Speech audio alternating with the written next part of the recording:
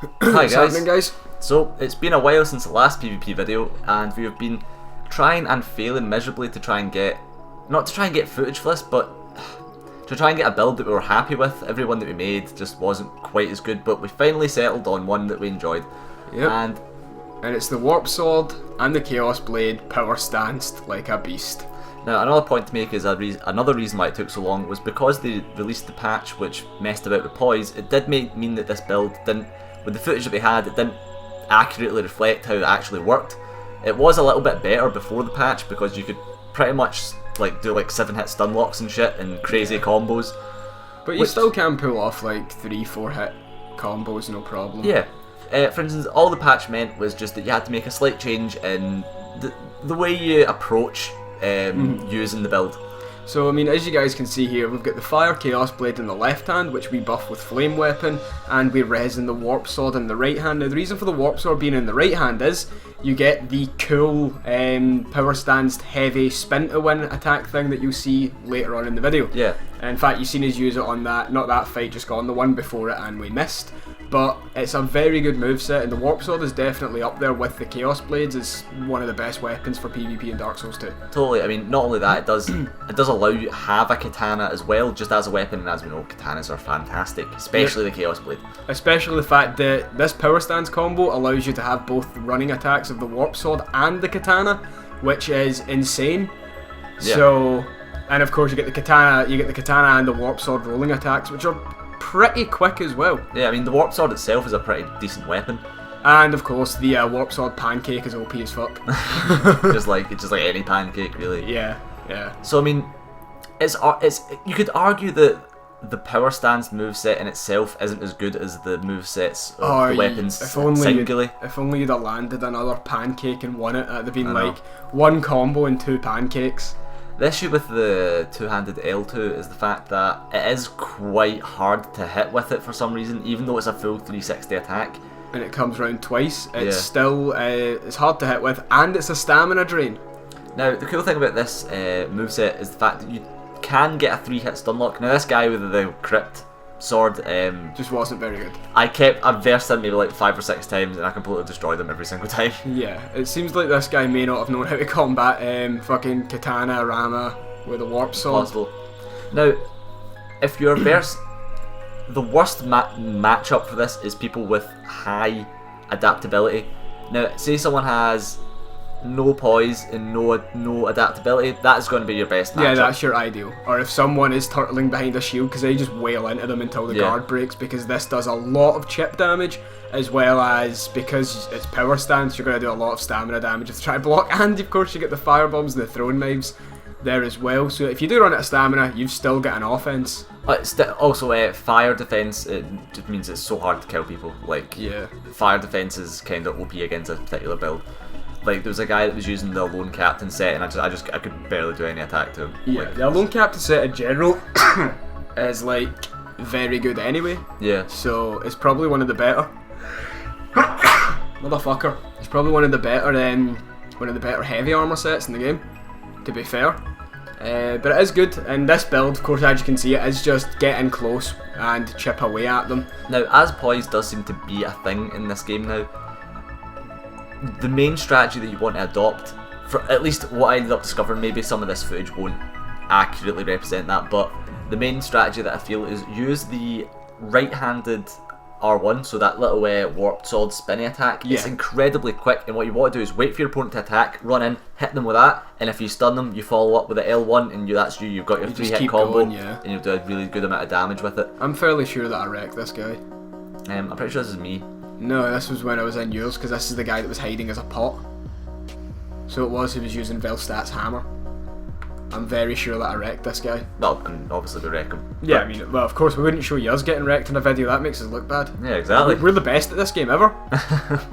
hence the no aura. Yeah. Well, I mean, it's a mule, it's not going to come with aura. Yeah, true. But yeah, the good thing about this build as well is that you can get it in just regular NG with like the use of a bonfire aesthetic. You can get the Chaos Blade from the center, so you don't even need to go into NG+. Well, you need to get the Sinners, you need to get the Soul, which allows you to get the Flame Weapon as well. Yeah, well then which you get from the Sinner as well, anyway. Yeah, exactly, so you just use 2 aesthetics, who cares?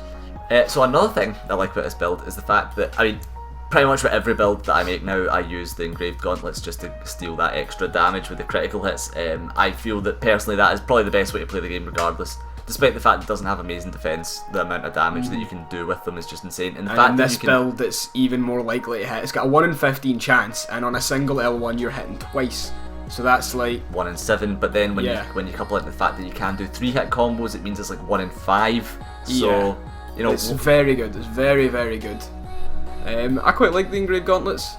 They can be another pancake. They can be quite handy, and there's times where I've been using like a buffed katana and with the engraved gauntlets and the Leo ring at the right timing for a backstep attack with the engraved and Leo ring proccing, you can hit for upwards of 1600, which is hilarious. It's just an insane amounts of damage. Yeah, because it seems the Leo ring procs before the engraved. So as we can see, you know, the curved sword moveset is fantastic. When it comes to armour, really we've went for more fashion souls than anything else. You will notice that the armour sets probably swap between Agdane's set and the Grave Warden set. Turns out the Grave Warden set is just a complete upgrade in every single way, including aesthetics.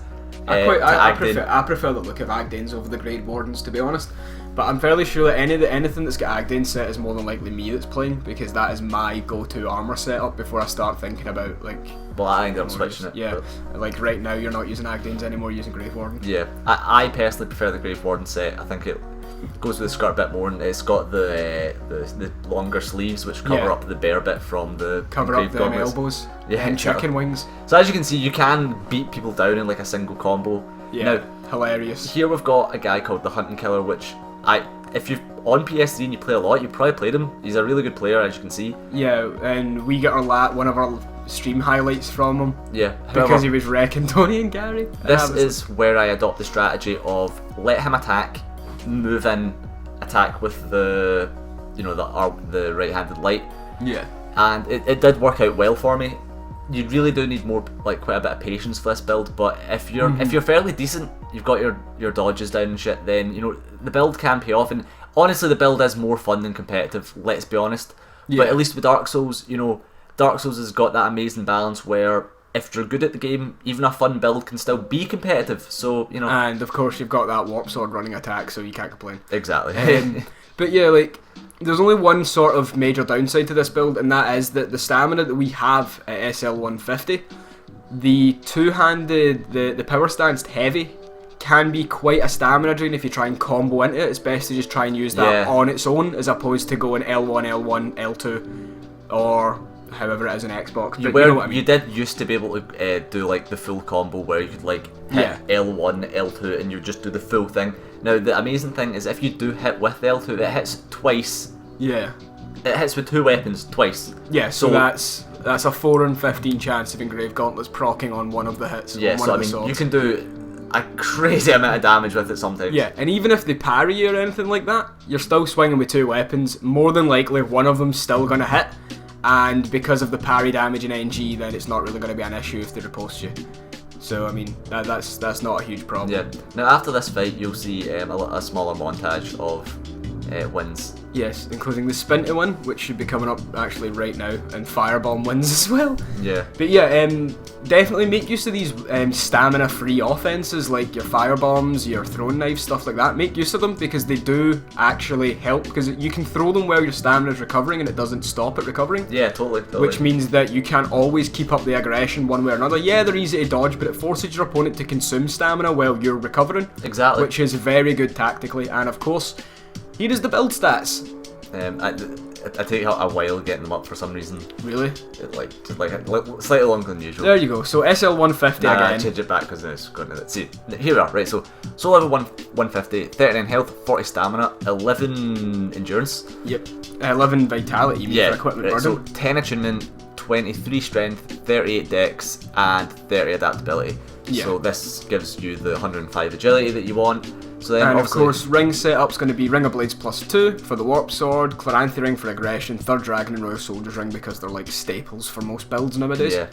And of course your items, just basically use what you want. We're using Fire Resin because we've got Flame Weapon, we're using Green Blossom because it's an obvious PvP item, and we've got Throwing Knives, Fire Bombs, whatever you want, and always equip Poison Moss. And of course, Flame Weapon. Yeah. So, armor setups: Thief Hood, Grave Warden Chest, and Grave Gauntlets and Bone Skirt. And it's under 40%. Under 40% as well, yeah. But So, that about it. wraps up this video, guys. So as per usual, click the last episode box to go back to our previous PvP video, which would be the Swiss Army Knife, and click the next video box once this video is uploaded, and once the build for the next video is uploaded as well, actually. Then it'll take you to the next build for the Drakekeeper's Axe. As ever, don't forget to like, comment, and subscribe if you like. Follow us on Facebook, follow us on Twitter, follow us on Twitch. And of course, just in case any of you are interested, there is a donation link down below in the description. Yeah. So feel free to go ahead and do that. But we hope you guys are actually enjoying these PvP showcases, and of course we hope you guys are enjoying the new outro vistas that we've managed to collect from the DLC. Not only that, we will have a lot more PvP videos come up.